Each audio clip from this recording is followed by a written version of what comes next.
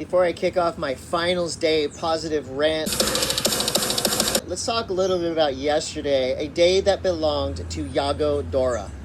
Yago Dora was living on another planet. Nobody even came close. Big front side 540 slob grabs, killing it in every heat he surfed. Saturday belonged to Yago Dora, but finals day, that was a different story. The talk of the town here on finals day at ISA Worlds was all about the team competition. Now remember, there's one more slot available for a man, one more slot available for a woman, and those slots are going to the overall team winners. So basically, for example, Team Brazil, they already had 2 surfers qualified via the WSL Championship Tour. Their only chance at a third spot was to win here at the ISA World Surfing Games. And guess what? By the finals, Gabriel Medina had to win. Ramsey Bukiam had to get second. You had to have Kali Vost in third. You had to have Joan Duru in fourth, or somewhere in that order. Basically, the math lined up to be Gabriel needed to win, Ramsey needed to get second. Any other scenario, and Team France would have won. Team France would have got a third slot in Paris 2024. But guess what? Gabriel Medina showed up in a huge way here to Puerto Rico. Gabriel won every single heat he surfed. He did it with power. He did it with wild aerial surfing. And he did it with a smile on his face. We're seeing a reignited Medina. The maestro is back. And this week proved it. Gabriel pretty much smashed his way through the field. Made it look easy. Gabriel Medina now may have locked in that third spot for Team Brazil, because at the end of that heat, it was just as he planned it. He had priority, blocked everybody else, did his thing, got the win, gold medal, ISA World Champion. And guess what? Ramsey did his job too for Team Brazil. Team Brazil gets the overall win. Here's where things get a little bit murky. I'm not going to go out on a limb. I'm not going to stick my neck out unless it's factual. But sources say that Gabriel Medina will most likely get that third spot for Team Brazil, hence making Medina now a medal favorite for Paris 2024. That was a wild day of surfing for the men's bracket.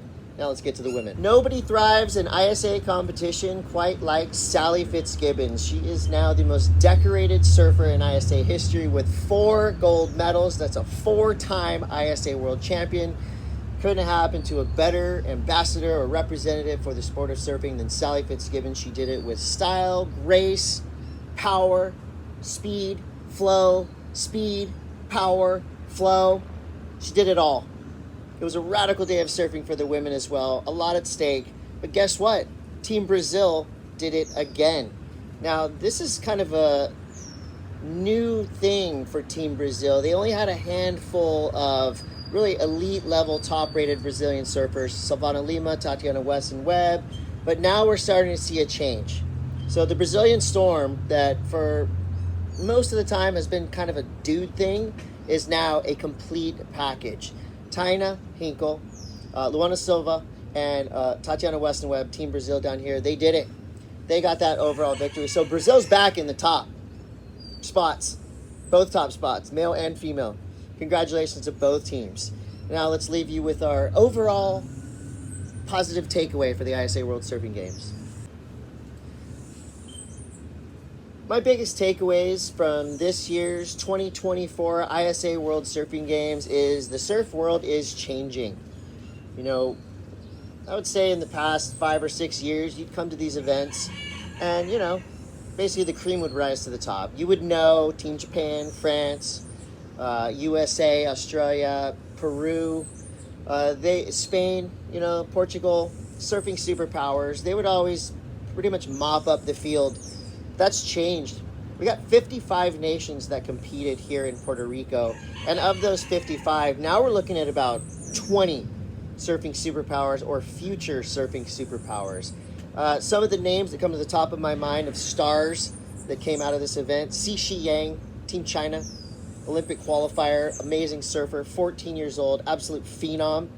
I got to give it up to Andy Crier.